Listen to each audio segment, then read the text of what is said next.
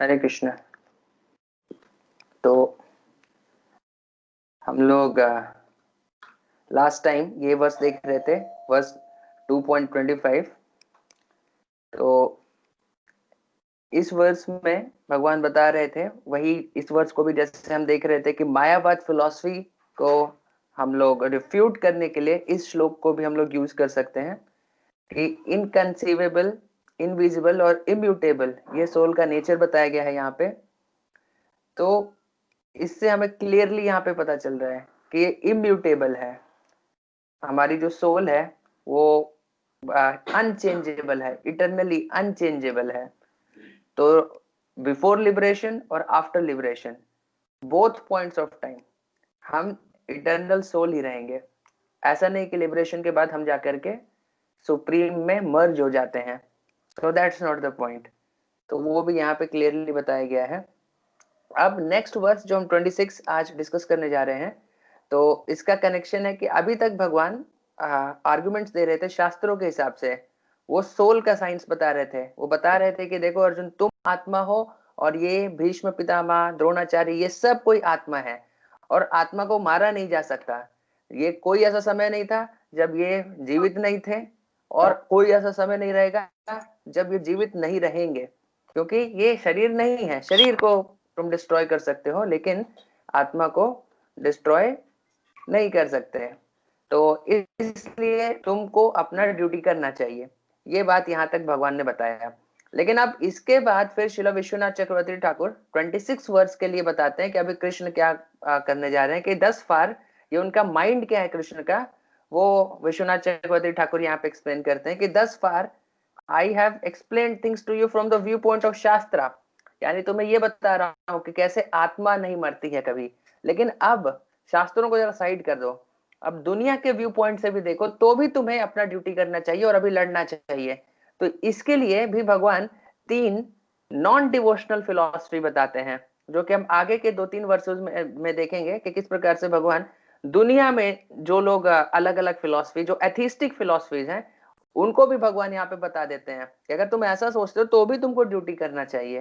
तो जहाँ पे पहला यहाँ पे स्टार्ट करने जा रहे हैं 26 पे, अब भगवान बोलने जा रहे हैं ये वर्ल्डली व्यू पॉइंट से। देखिए यहाँ पे बोल रहे हैं, if however you think that the soul और symptom of life is always born and dies forever, you still have no reason to lament.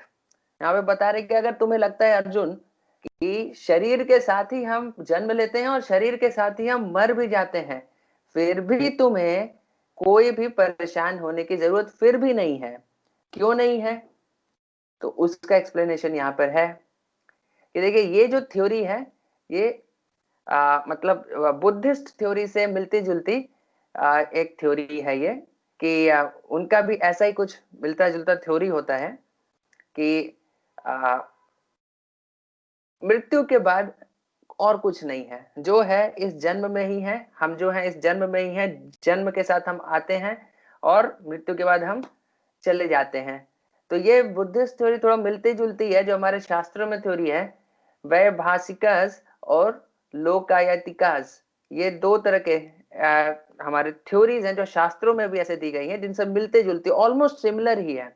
तो उसी से थोड़ा सा ये थ्योरी भी, जैसे हम जानते हैं भगवान बुद्ध जब आए थे तो शास्त्रों का जो उनके कारण बहुत शास्त्रों का मिसयूज करके ब्राह्मण बहुत सारे जानवरों को मार रहे थे और अत्याचार हो रहा था। तो उसको रोकने के लिए बुद्ध देव आकर के शास्त्रों को साइड कर दिए थे।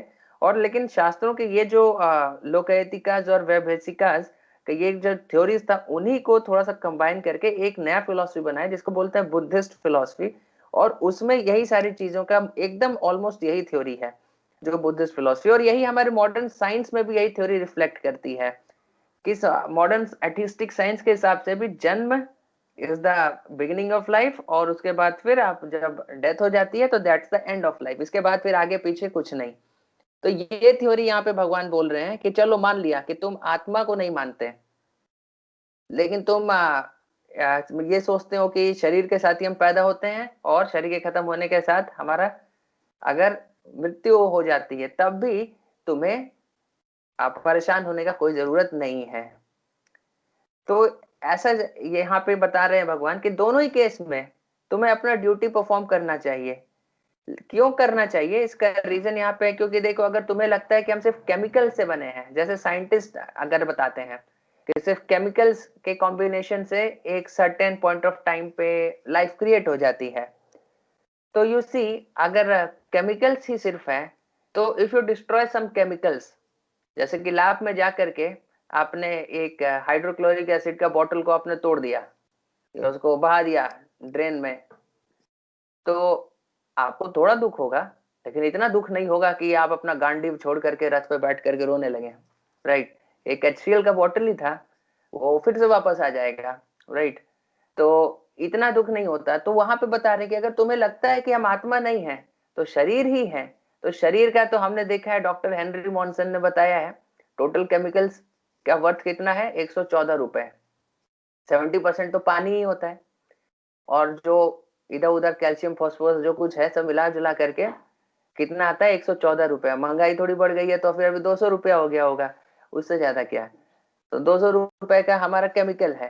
तो अगर आपने 200 रुपया मान लीजिए खो दिया तो आपको बहुत दुख होता है। हाँ, थोड़ा दुख होगा, ठीक है, 200 रुपया चला गया, लेकिन इतना दुख नहीं होता कि आप बैठ करके रोने लगते हैं कि अभी क्या करूं, है ना। तो उसी प्रकार भगवान बोल रहे हैं कि अगर तुम्हें लगता है कि हम शरीर हैं, आत्मा नहीं है, तो भी तुम्हें ये युद्ध करना चाहिए और अपना ड्यूटी करना चाहिए, क्योंकि सिर्फ केमिकल्स के लूज होने पर कोई ज्यादा परेशान नहीं होता, रोता नहीं। तो यहाँ पे वही कृष्ण बता रहे हैं कि वह कि emphasizes that whether soul exists or not, in both cases you should perform your duty। तो आत्मा होती है चाहे नहीं होती है, आत्मा होती है तो फिर ड्यूटी क्यों परफॉर्म करना चाहिए, तो इतना देर से अभी एक्सप्लेन कर दिया। लेकिन फाइनली अब बोले कि मान लो तुमको लगता है कि आत्मा नहीं भी होती है, हम सिर्फ केमिकल हैं, तो भी तुमको अपना ड्यूटी परफॉर्म करना चाहिए। तो दोनों एंगल से यहाँ पे भगवान बता रहे हैं। लेकिन but at the same time यहाँ पे देखिए Krishna is sarcastically addressing Arjun as Mahabaho, यानी माइटी आर्म्ड। बोल रहे कि हे, उसको वीर वीर बोल रहे हैं कि हे वीर, फिर भी तुम्हें करना चाहिए। तो और ये सरकास्टिक है क्योंकि कृष्णा इस थ्योरी पे बिलीव नहीं करते हैं, बस आर्गुमेंट के सेक के लिए ये थ्योरी बता रहे हैं कि अगर अर्जुन तुम ये भी सोचते हो तो भी तुम्हें लड़ना चाहिए। तो इस पे उनको भरोसा नहीं है ना, वो मानते हैं ना इसको कोई वैल्यू दे रहे हैं, लेकिन जस्ट फॉर आर्ग्यूमेंट सेक यहाँ पे बोल रहे हैं, इसलिए सार्कास्टिकली ये कमेंट उसका अर्जुन को कर रहे हैं कि महाबाहो, माइटी आर्म्ड। तो दिस इज वर्स नंबर 26। इसी के कंटिन्यूशन में फिर वर्स नंबर 27 में फिर अब आगे फिर भगवान बोलते हैं, जातस्य ही ध्रुवो मृत्यु ध्रुवम जन्म मृतस्य च तस्मात् अपरिहार्यार्थे न त्वं शोचितुम अर्हसि।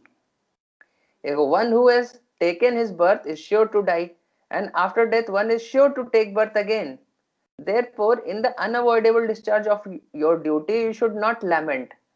तो अब सार्कास्टिक कमेंट पास करके वापस अभी फिर अब नॉर्मल टोन में फिर से बोल रहे हैं कि अरे भाई, जो जन्म लेता है वो मृत्यु को तो प्राप्त होता ही है।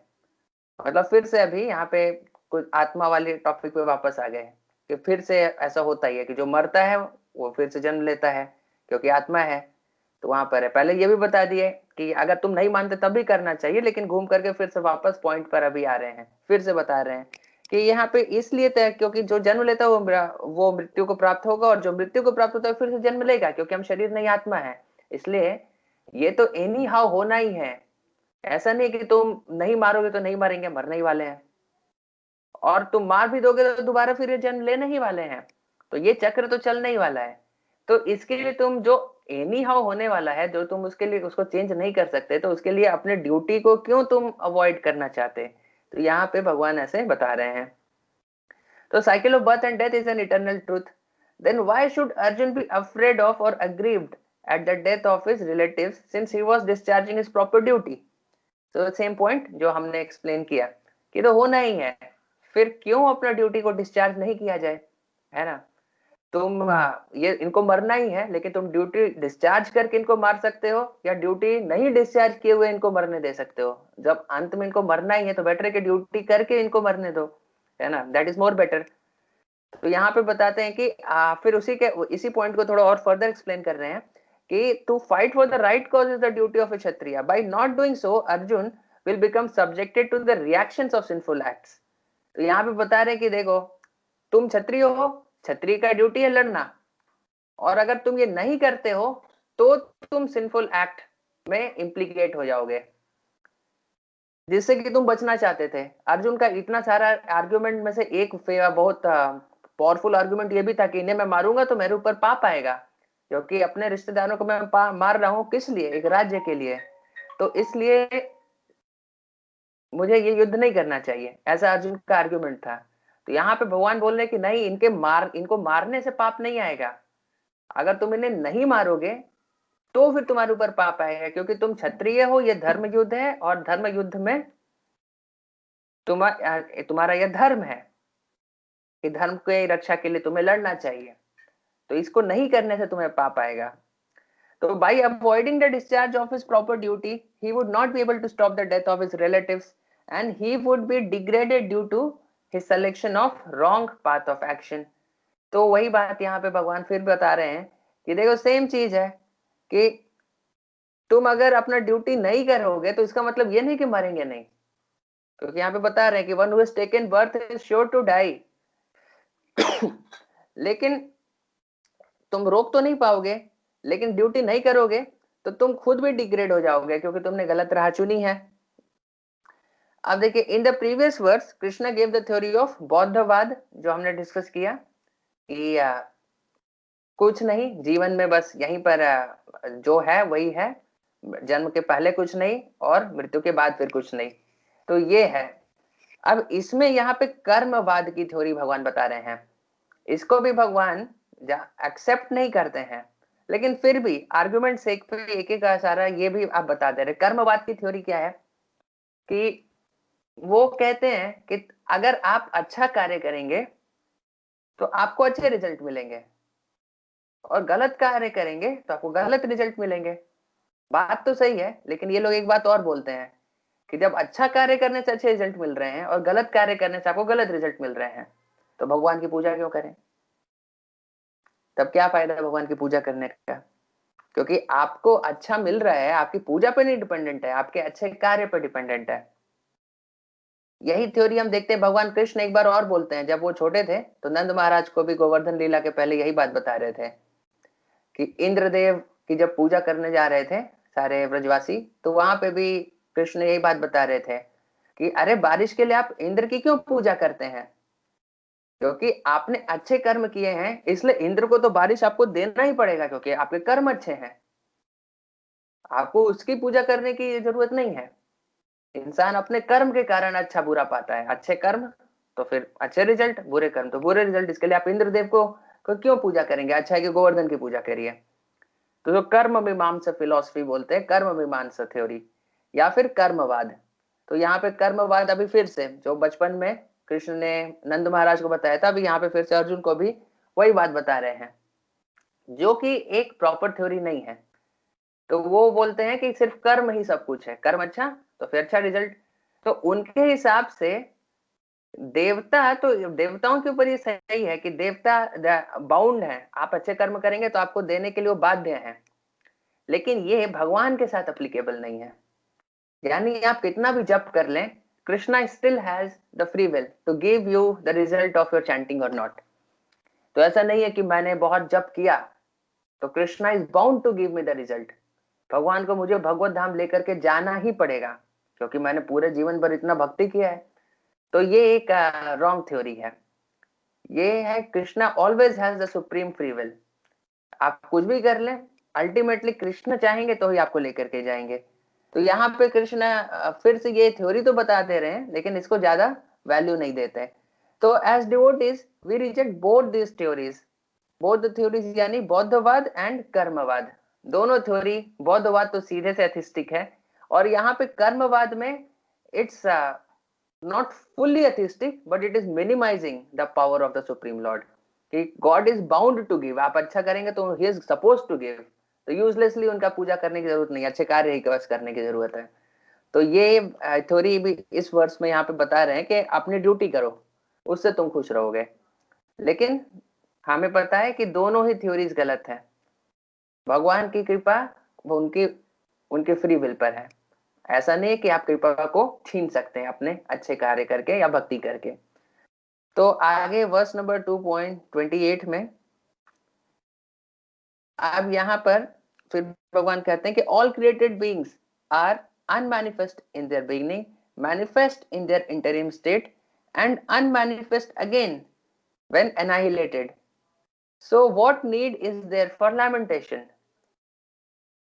तो यहाँ पे फिर अब भगवान बता रहे हैं कि देखो, शुरुआत में और एंड में दोनों में लिविंग एंटिटीज जो होते हैं अनमैनिफेस्टेड होते हैं, बीच में बस थोड़ी से देर के लिए हम मैनिफेस्ट होते हैं। तो इससे ज्यादा क्या फर्क पड़ गया? जैसे कि आप मान लीजिए कि एक कमरा है, अंधेरा है, आप वो घंटों से अंधेरे में कमरा है, बस आप आए और लाइट का बल्ब को आपने जलाया और तुरंत बंद कर दिया, मैं भी आधे सेकंड के लिए बस लाइट जली और फिर लाइट बुझ गई, फिर से कमरा अंधेरे में ही है। तो एक फ्लैश ऑफ लाइट जैसा है।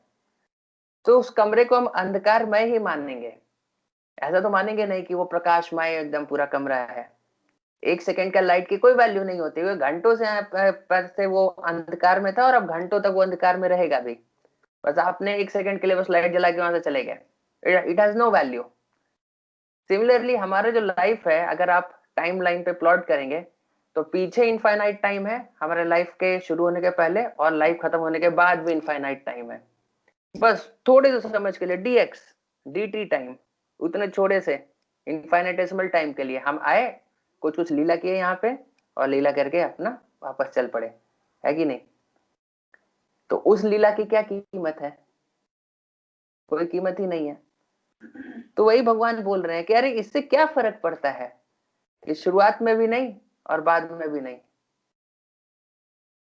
तो ये बात यहाँ पे बता रहे कि उसी तरह एलिमेंट्स भी होते हैं, मैनिफेस्ट होते हैं। एनी ऑब्जेक्ट, आप दुनिया का कोई भी ऑब्जेक्ट ले लीजिए, जस्ट बना है, कुछ दिन रहेगा चला जाएगा, उसके पहले इटर्नल टाइम तक नहीं है, उसके बाद तक इटर्नल टाइम तक नहीं है। तो यहाँ पे भगवान बता रहे कि क्या फर्क पड़ता है कि तुम इतना परेशान हो रहे हो। अब यहाँ पे बता रहे हैं भगवान कि वेदर और not Arjun believes in the soul, the material body was previously unmanifested, now for some time the body is manifest and in the future it will again become manifest, the body must be annihilated, वो तो होना ही है। then what is the use therefore of lamentation? The same point जो हमने अभी discuss किया। तो material body has no factual existence in relation to the eternal soul, it is something like a dream। तो यहाँ पे भी बता रहे हैं कि देखो, जो आत्मा है वास्तव में उसका शरीर से कोई रिश्ता नहीं है, क्योंकि आत्मा सच्चिदानंद की बनी है और शरीर किस चीज का बना है? Earth water fire air ether का बना है। दोनों का कॉन्स्टिट्यूएंट्स ही अलग है, तो कोई रिलेशन ही नहीं है। लेकिन हम अपने शरीर को कैसे हम रिलेट कर पाते हैं? जैसे कि हम सपने में आप देखते हैं कि आप एक बटरफ्लाई, एक तितली के शरीर में है, फिर आप कुछ समय के बाद देखते हैं कि आप चीता के शरीर में है, शेर के शरीर में है, एक बिल्ली के शरीर में है। ये सारे शरीर से आपका क्या रिलेशनशिप है? कोई रिलेशनशिप नहीं है। बस आप सपने में देख रहे हैं कि ऐसा है वैसा है वैसा है, जैसे आप आंख खोलेंगे ये सब शरीर नहीं है। उसी प्रकार हमारा ये भी जो शरीर है, ये भी शरीर ऐसा ही है, आत्मा के रिलेशन में इसका कोई रिलेशनशिप नहीं है। आत्मा अभी अंधकार में अपने आप को शरीर मान रही है, और फिर आंख खोलेगी तो फिर बस ये सारे शरीर गायब, क्योंकि हमारा जो सिद्ध स्वरूप है वो तो गोलोक धाम में जो है, वो हम जब वहां वापस जाएंगे तो हमें अपनी रियल आइडेंटिटी पता चलेगी। ये सब तो टेम्पररी आइडेंटिटी है जो बस एक फ्लैश के जैसा है, आती है चली जाती है। सो इन ऑल वेज यहाँ पे भगवान कन्विंस करने का कोशिश कर रहे हैं अर्जुन के शरीर का कोई वैल्यू ही नहीं है, तो इसके लिए कि तुम इतना परेशान हो रहे हो। तो दिस इन दिस वर्स, अब यहाँ पे देखिए ये वॉइडिस्टिक थ्योरी है जो यहाँ पे भगवान बता रहे हैं। तो हमने क्या क्या थ्योरी डिस्कस किया? हमने बौद्धवाद, कर्मवाद, और यहाँ पे अभी ये शून्यवाद, वॉइडिस्टिक थ्योरी, ये भी भगवान बता रहे हैं। ये सारे हर थ्योरी से बता रहे हैं कि इस थ्योरी से तुम आइदर तुम भगवत गीता का, भक्ति का, फिलोसफी का, आत्मा की थ्योरी मानो, या फिर तुम बौद्धवाद मानो, चाहे कर्मवाद मानो या शून्यवाद मानो, जो वाद मानना है मान लो। कोई भी थ्योरी से तुम जाओ, तुमको युद्ध करना चाहिए। यहाँ पर तुम युद्ध करना ही तुम्हारे लिए सही है। तो एक बहुत एक्सपर्ट लॉजिशियन है भगवान, हर एंगल से एक्सप्लेन कर दे रहे हैं कि यहाँ पे तुम्हारे लिए सही काम है युद्ध करना ही। तो ये वर्डिस्टिक थ्योरी है। वर्डिस्टिक थ्योरी मीन्स कि एवरीथिंग इज जीरो, सब कुछ जीरो है, यानी शून्य से सब कुछ निकला है, और निकलने के बाद ही इतना सारा परेशानी हुआ है। अब सारा परेशानी इस जड़ जगत का खत्म करने का है कि फिर से सब कुछ वापस शून्य कर दो, यानी जीरो।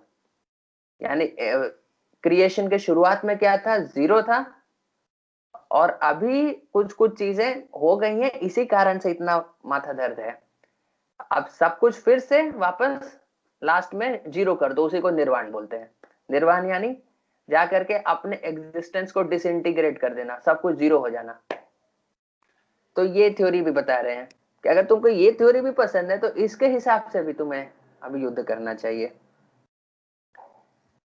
तो यहाँ 2.29 इस वर्ष में यहाँ पे अब भगवान बता रहे हैं कि देखो, some look on the soul as amazing, some describe him as amazing, and some hear of him as amazing, while others, even after hearing about him, cannot understand him at all.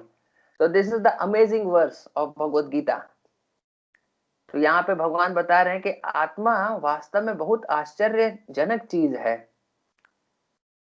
हम जरा सा सोचेंगे ना तो हमें भी समझ में आएगा कितनी अमेजिंग, आश्चर्यजनक चीज है आत्मा। जैसे कि ये एक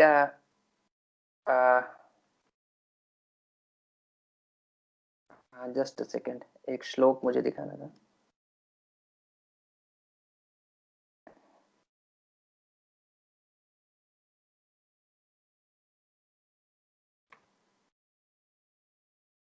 यस,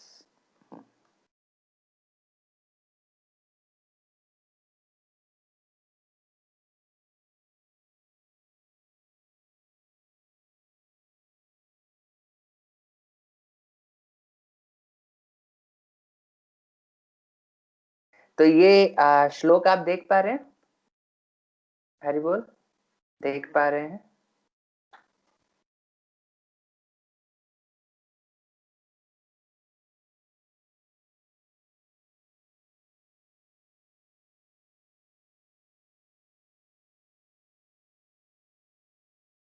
ओके, तो ये एक श्लोक है कठ उपनिषद से 1.2.7। ओके, तो यहाँ कठ उपनिषद में ये श्लोक आता है जिसमें यही बात बताई गई है कि देखो, ये आत्मा जो है कितनी अमेजिंग है। तो कैसे यहाँ पर डिस्क्राइब करें, the fact that the atomic soul is within the body of a gigantic animal, in the body of a gigantic banyan tree, and also in the microbic germs, millions and billions of which occupy only an inch of space, is certainly very amazing. तो सोचिए, एक आत्मा है, इतनी छोटी सी particle है। आत्मा का साइज क्या है, याद है हमने डिस्कस किया था? हम्म हम्म यानी आप अपने हेयर को ले लीजिए, उसके टिप को 10,000 पार्ट्स में डिवाइड करिए, तो एक पार्ट का जो साइज है वो आत्मा का साइज है। तो it soul is so small, इतनी छोटी है आत्मा, है ना। अब यहाँ पे बता रही, ये देखिए एटॉमिक सोल, इसीलिए लिख रहे हैं एटॉमिक सोल, इतनी छोटी आत्मा है। अब वो कहाँ कहाँ मौजूद है? वो एक बरगद के पेड़ में भी है, एक हाथी के अंदर भी है, एक वेल के अंदर भी है, बड़े इतने बड़े बड़े जानवरों के अंदर भी है। डायनासोर तो भी है नहीं, उनके अंदर भी है। तो हर जगह पे है, तो वहां पर है।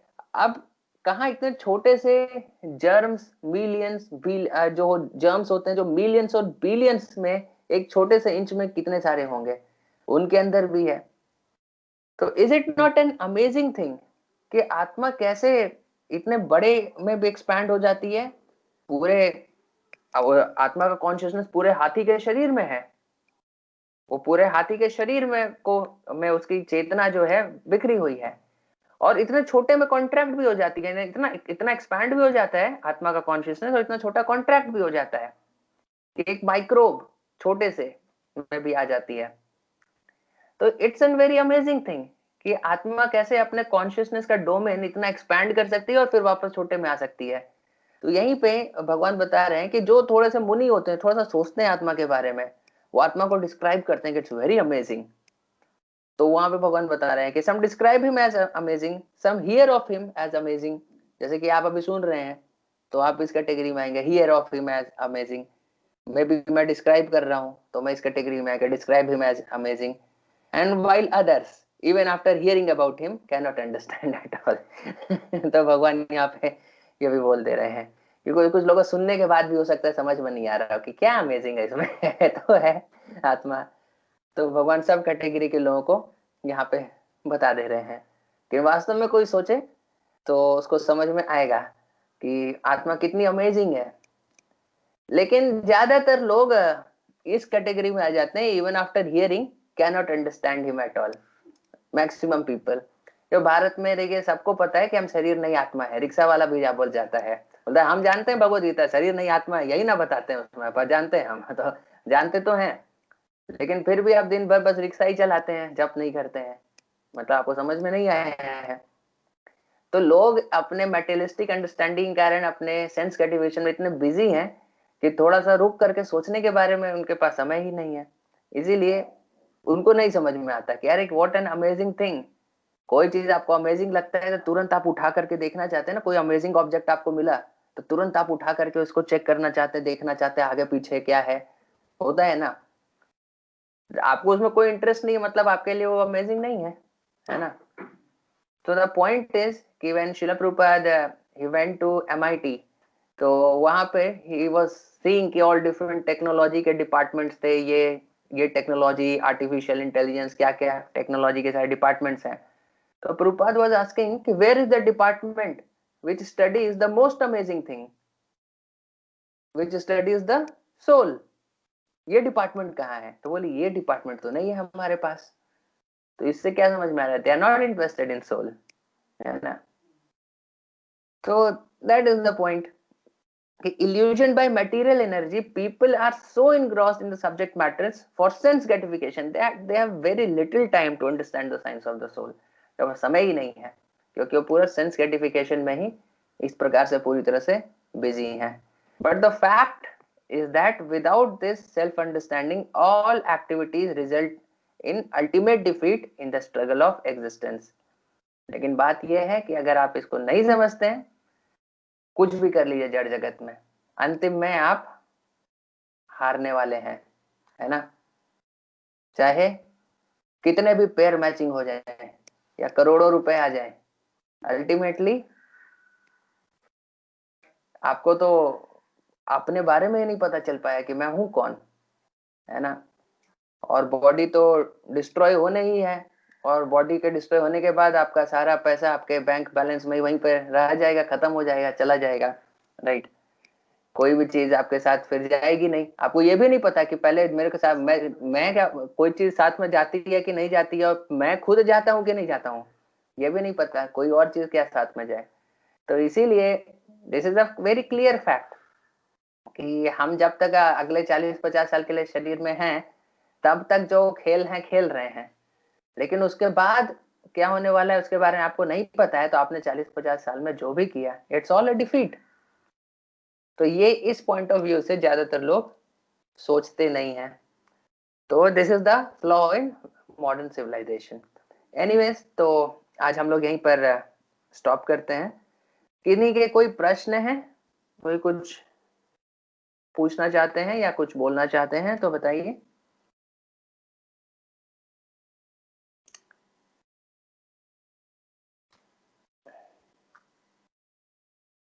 ओके, ठीक है, तो हम आज एंड करते हैं। श्रील प्रभुपाद की जय।